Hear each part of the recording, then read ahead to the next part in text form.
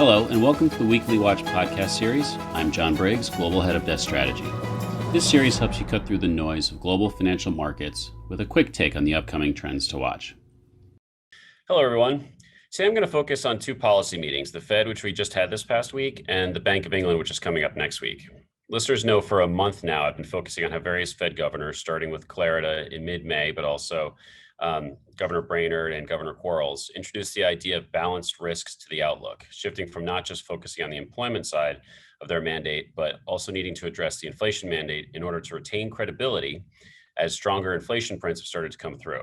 So heading into the Fed meeting this past week, we saw a risk to a hawkish outcome for the Fed, and that's what the Fed delivered, even beyond what we were thinking as in regards to hawkish expectations.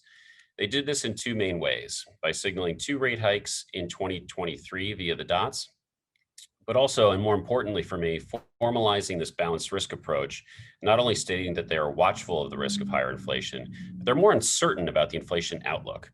To be clear, they still think higher inflation is transitory, but they're willing to admit less certainty around that than before. So what does that mean for markets? Well, near term, markets should price in more Fed rate hikes, higher yields, flatten the US rate curve, and pressure the dollar higher, especially perhaps given short dollar exposures that have built up of late. Longer term, to put it plainly, uncertainty means more volatility, especially around days when we get inflation data. So to sum up, we see higher yields in the US, but within reason. This is still a Fed that's moving relatively slowly towards even tapering. We still see that in the first quarter of next year, and even rate hikes beyond that. But that uncertainty, especially around the inflation outcomes, means that we're going to have greater volatility in general. Regarding the Bank of England, I have our chief UK economist and co-head of global economics, Ross Walker. Ross, any chance that the Bank of England surprises hawkishly next week like the Fed did?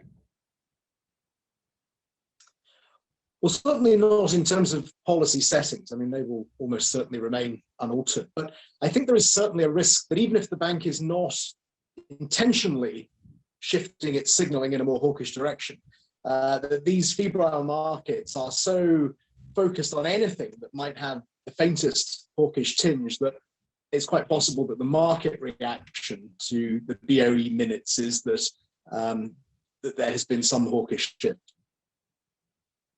So the Bank of England is probably going to try to stick with transitory, but there's a chance the markets just don't believe them, given what just happened.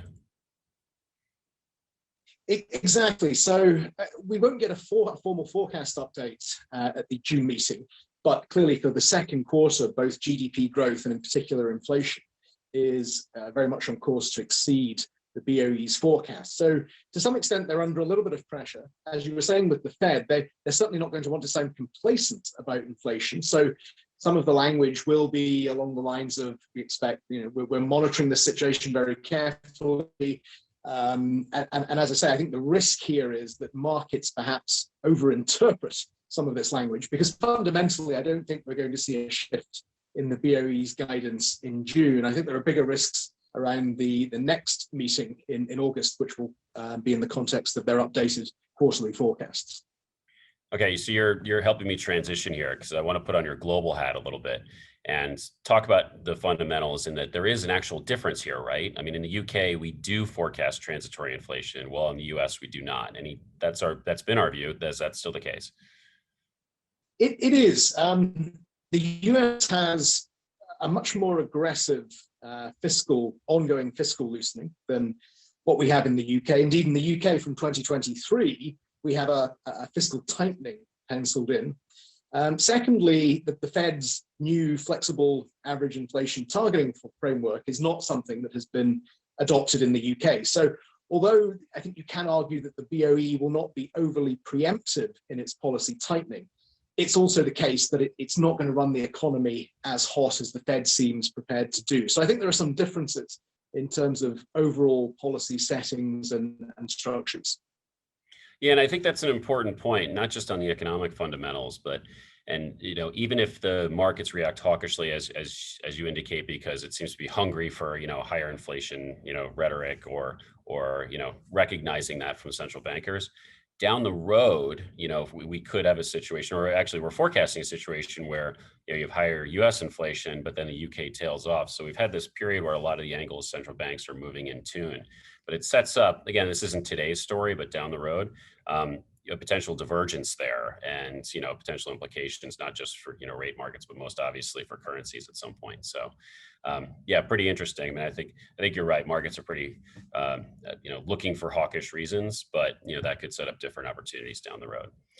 Okay, well, that's all for this week. The Fed certainly injected some volatility into the markets. I think there's, as we've outlined here, the possibility Bank of England does the same. So maybe it won't turn out to be that quiet summer after all. Thanks for joining us, Ross, and thanks for listening, everyone. I hope you have enjoyed this episode of the Weekly Watch. Please subscribe to our channel to get future episodes. We also encourage you to explore more of our content on our website and other social media channels.